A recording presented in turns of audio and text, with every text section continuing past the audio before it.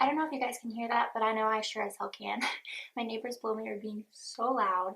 I'm hearing singing, I'm hearing music, and that's fine and fun.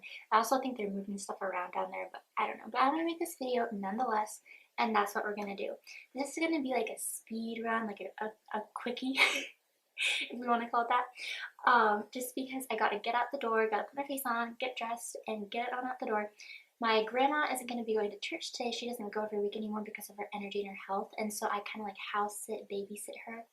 And so that's what I'm going to be doing here pretty soon. But I wanted to do today my monthly, or I try to do it every month, vlog, chit-chat style, get ready with me. And this one will be pretty brief. Voice crack. Are we going? Okay, thank God. But yeah, I just wanted to update you guys a little bit on my life.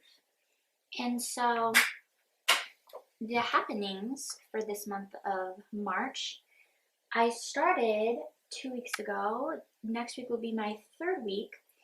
But I started a job at a daycare. So I have 2 jobs now. I got a second job because I need something to do in the summer when I'm not being paid, when I'm not working at the school. You know how there's a summer break for 2.5 to 3 months. Usually that's how the states do it in the US. But there's a summertime when there's no school going on, so I need a job, I need income, and I'm paid only during the school year. I could split the paychecks and be paid in the summer as well, but it's just like barely scraping by. Like, it's not enough to keep me going, to keep me alive, and I need to pay rent, I need to pay bills, you know? So that's been really fun. What I've noticed, and I've told a few of the girls this, I was like, I work in an elementary school, and I've worked in many classes throughout my college career, you know, and practicums as an intern. And these kids at the daycare, like, they push buttons and they fight back and they start drama. Like, it's crazy. Like, they don't act that way for the teachers. And if they did, they would be kicked out of school. A few times I have seen the kids who fight and hit, they are sent home, but it's just like, it is unbelievable to me that they get away with that much murder before. Like, they need more discipline in there. And a lot of these girls are students at BYU, Idaho, at the daycare. And it's a college town, so it just makes sense. And that's another thing that I wanted to bring up. This is such a college town, and I'm like, I kind of want to leave. So I've been trying to figure out what I want to do. I might move in with a girlfriend. We might live together somewhere. It could be North Carolina, South Carolina. It could be Texas. It could be back to my hometown in Washington. Like, I don't really know what I'm going to do. But Rexburg, I don't want to be my forever home. It's comfortable. I'm comfortable here because I have a foundation and I know what I'm doing. And, like, I have a job here. I have an apartment here. All those things go away if I move. Like, I have to start all over. And with my social anxiety, it just makes it harder to want to do that. But for my growth and my sanity, like, I'm not really meeting people or making new friends here. I'm really not. Like, it's hard to meet new people here. I'm agnostic. I've come to the conclusion that I'm back to being an agnostic believer, you know, and that's just not around me here. It's hard to find here. I have more Tinder friends than I do, like, real life girlfriends. And so that kind of breaks my heart because I want connections here and I want friendships and relationships too, but I just don't really feel anything here. Like, nothing's holding me down. My family lives here. Everybody and my immediate family, but my sister Haley, live in the area.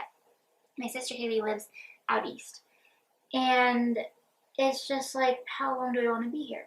So what I'm thinking now is either I'll live with my friend Keely, we'll be roommates together somewhere new or something, or I will meet somebody here and then move away with them. I don't know. I can't put my eggs in one basket. I can't get ahead of myself. I just have to live by the day and live by what feels right, if you know what I mean. So I'm just trying to figure out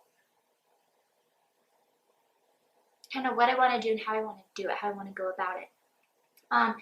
I'll take a little breather, a little intermission, and I'll get back to my eyes.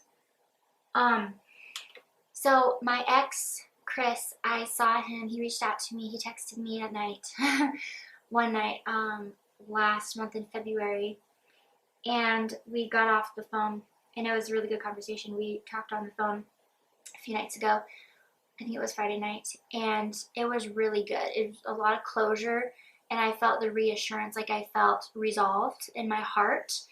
My heart's not aching anymore. Like I woke up this morning and I felt free as a bird. Like I was like, the birds are singing and I feel alive.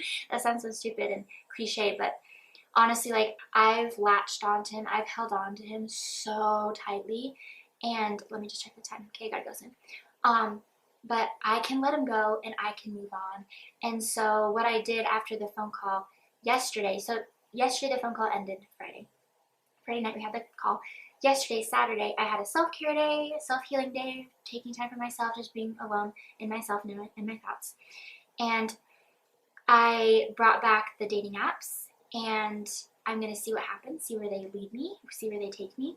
And it feels good because I know it's not going to work out with him. We were not compatible. We were not a match. We loved each other, and we still do in our own ways, but it's time to move on. And this month, March, is my freeing month. Freeing month as in like, I've been set free, I've been set loose, like I'm gonna be good. And that just feels so good, and I feel so humbled and so loved and loving. Like I just feel so just free, like to start again, you know? So I'll see where this goes. And I go to Japan soon. Did I even talk to you guys about Japan? How we're going to Japan in April? I don't know. I guess I just spilled the beans if you just found out just now. But if I didn't bring it up before, it was because I didn't want to jinx anything. But it's pretty for sure now. It would be so sick. I just can't get sick though. I get sick like every month now. I have a cold like every month. It's the kids that I'm around. They're so germy. But I think I'll be okay. And I just cannot wait. One of my Tinder boys, I call him my Tinder boy because we're like not dating, but we're friends and we hang out. But I told him about my trip and he's like, bring me back something. And I'm like, what's something really cheap? Because I'm so broke, but I'll bring him back candy. I mean, who wouldn't want candy from another country? That's awesome. It will be such a culture shock, like just the way that people live, just seeing another place on the planet, another lifestyle, another way to live. It will be just so beautiful and inspiring, and I just cannot wait. It should be really cool. So, good things are happening, and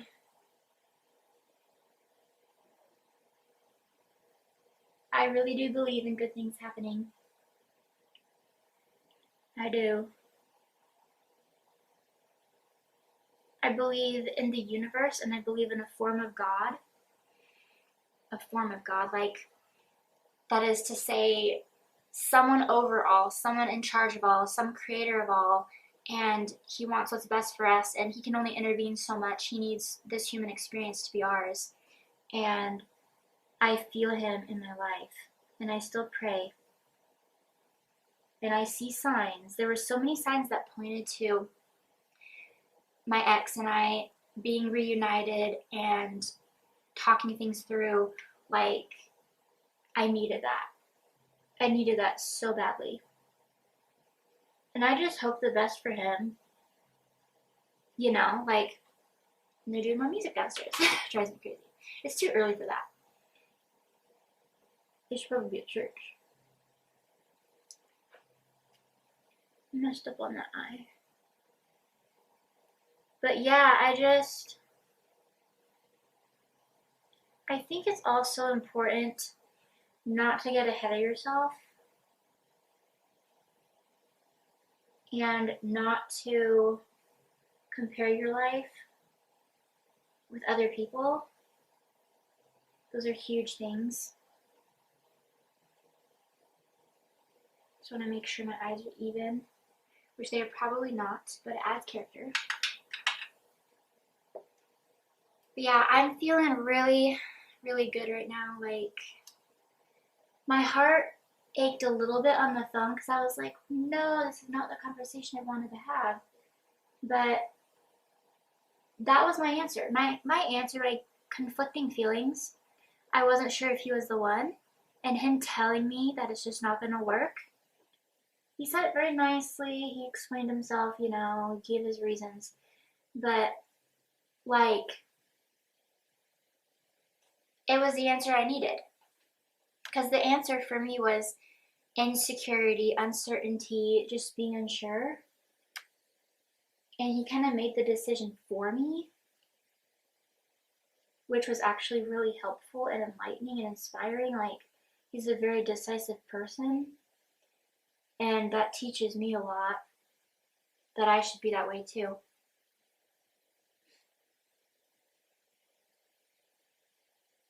But I've learned so much through that relationship, the roller coaster that it was, with my controlling parents and my immaturity and my lack of experience, and how that will never happen again because I live under my own roof. I'm away from my parents' control, and other reasons too. Like, I've lived on my own and I have experience being an adult, you know? So I'm grateful for that. And I'm grateful for the weather. Usually I hate this time of year. I hate springtime. But my depression came early or something, because this winter was so hard. I've been depressed since January.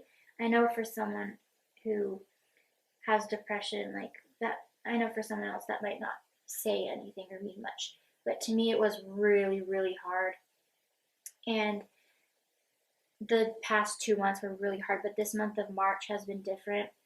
And we're getting our spring now. It's an early spring, I hope. I hope there's no more snowstorms. Who knows, though? But I just feel so good.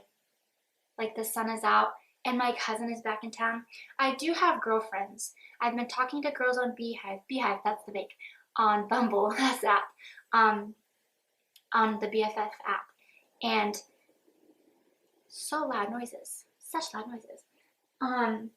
But we haven't hung out yet, and I'm consistently talking to 2 right now, so we'll see. But my cousin moved back in the area. She was in Utah for a time. She just got married. So she's here. And then I have a friend, Christy, in Idaho Falls. So McKenna and Christy. But aside from that, I don't have anybody. My girlfriends, there's one in Utah. There's one in Illinois. Like, they're everywhere. And they're just not here. And it's hard to make friends in a place that doesn't align with your values. It doesn't match your beliefs. It's just awkward and uncomfortable. You know, so I don't know. But I do know I gotta go here pretty soon. Let me just get the lip product and I'll be back. Hopefully we've been going this whole time. Okay, cool. Okay, so